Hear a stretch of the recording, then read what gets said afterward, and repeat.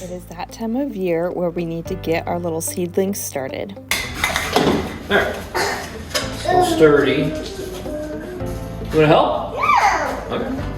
Full disclaimer, we are just normal full-time working people who do this for fun, so we don't exactly know what we're doing, but we do okay for ourselves. We make it work. This is our second year living in the country with a slightly larger garden, so we're excited to see what we can improve on this year from last year. Last year we were decently successful considering it was our first try. We've been collecting these milk jugs all winter, and now we're going to use them as little pots to start our seeds indoors. First we cut the tops off, leaving the handles so they're a bit easier to manage. Ready to ride the Ranger?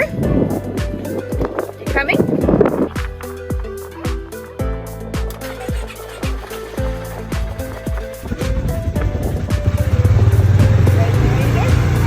Getting this little side-by-side has been a huge help. Even though we only have 10 acres, it makes doing chores so much easier and so much quicker and more fun, honestly.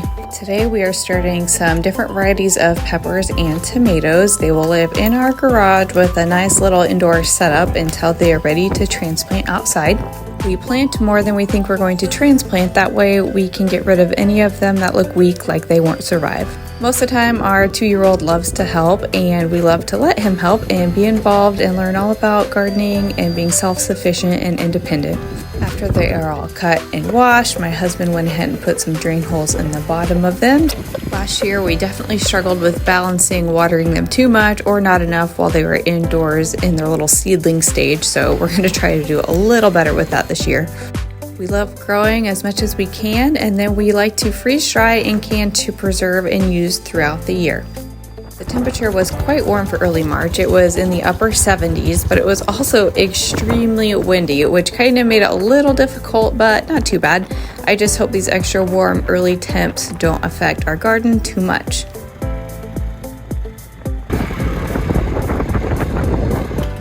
Probably isn't near. We are just using some raised bed soil to fill our little containers here to get them ready for our seeds. Again, the toddler loves to help, and we'd love to let him help. Okay, so indoors we're gonna plant peppers and tomatoes. So I'm gonna do one bed of jalapenos, one bed of peppers, one row of tomatoes. So you're saying I can have 8 tomato plants? At least. So how many can I start indoors? 6 each? And then that way the ones that aren't as good we can just throw out. These are the jalapeno peppers.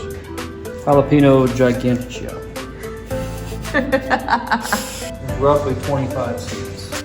We are placing roughly 3 seeds per container, and hopefully that gives them enough room to get started. They will stay in these containers for about 8 weeks, and then they will be ready to transplant outside into our garden.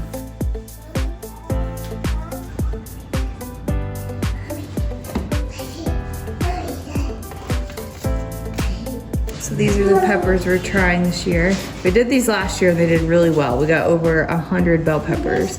We have not tried these yet. Sandwich slicers. And the last one we'll plant today are these little baby tomatoes. We have not tried these before, so I'm interested to see how they go.